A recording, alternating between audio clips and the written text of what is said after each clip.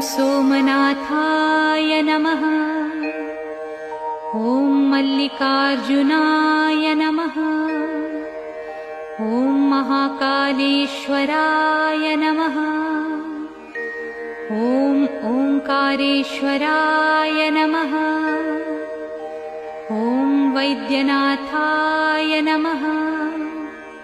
ॐ भीमशंकराय नमः।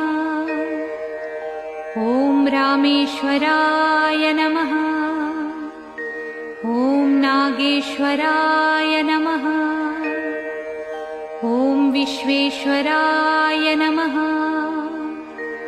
ॐ त्र्यंबकेश्वराय नमः।